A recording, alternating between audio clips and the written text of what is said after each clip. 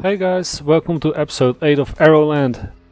In this episode I will mostly be doing some touch-ups of the area and finishing one more building next to the carousel.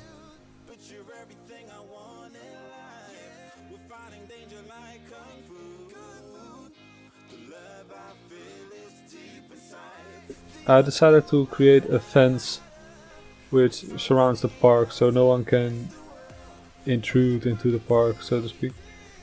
So I did so by placing a wall, and I used these swords. What I wanted to do first was create one wall piece and just copy that over, just like I did with the quay next to the water.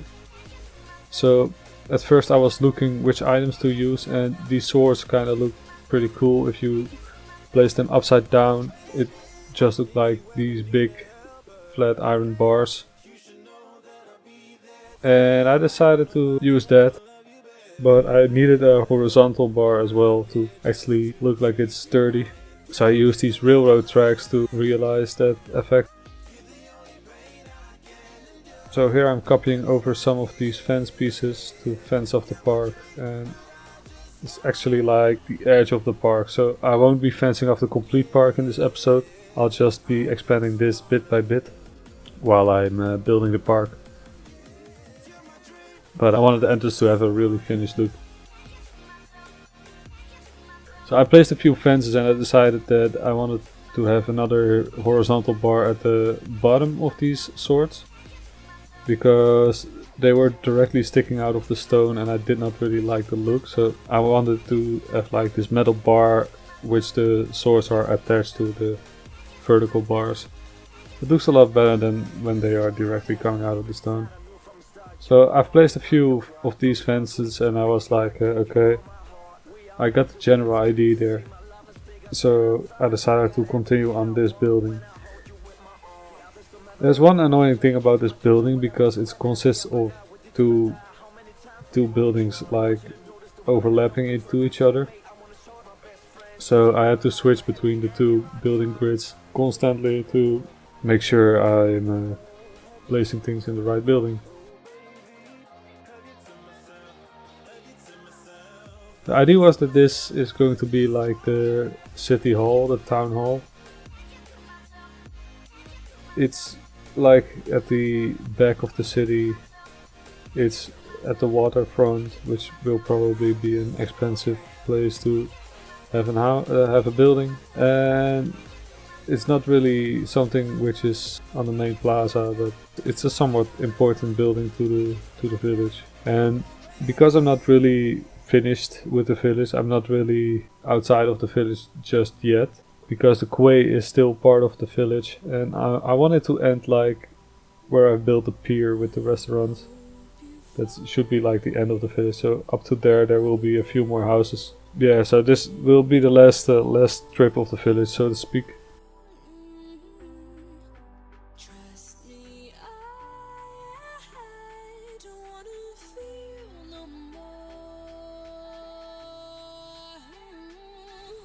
I really like how this building turns out, because I think because they are slightly angled, the two parts of the building, it adds a whole new dimension to the building, which is not easily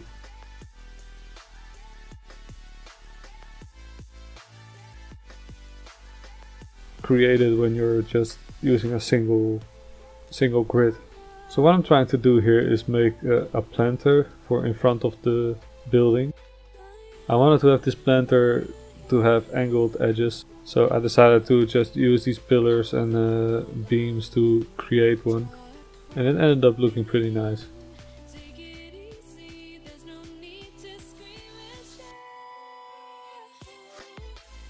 I wanted to hide a bench inside it, so people could kind of sit on the edge of the planter, but it didn't really work because it would just clip to other things.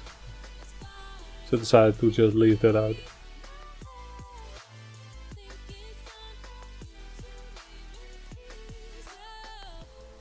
So here I'm adding a few plants to the planter to fill it up. trying to have both sides look kind of the same but different. So I'm using a few different colored flowers. 2 more of those lanterns I like. A crest, maybe even 2. A crest, a flag, and I'm not really sure if I finished it up. Oh yeah, 2 more awnings above the windows, just to add some more detail to the building, and that's about it. This is one of the buildings I like the most I've built so far, because it's so different, I guess. And here I'm just adding a few benches along the quay and a few trash bins, adding some more scenery around, like bushes and foliage and stuff. So it's time to finish up like this fence. I'm just going to expand it a little bit, so I can add some more trees in the area behind the queue line and fill the space up, and make sure this corner of the park is really finished, because the edge is like overgrown by trees and stuff. So when you're inside the park, you'll see the trees instead of just barren hills and stuff. So when I'm placing trees, I'm trying to use different camera angles to see if the tree is not too big or does not stick out too much, or if I leave some empty spots in between. Because you can just fill it up with trees and it will probably look somewhat good, but you don't have to overdo it like I used to do in the alpha, because that way you'll just have a very dense forest, which more is, let me say this, more is not always better.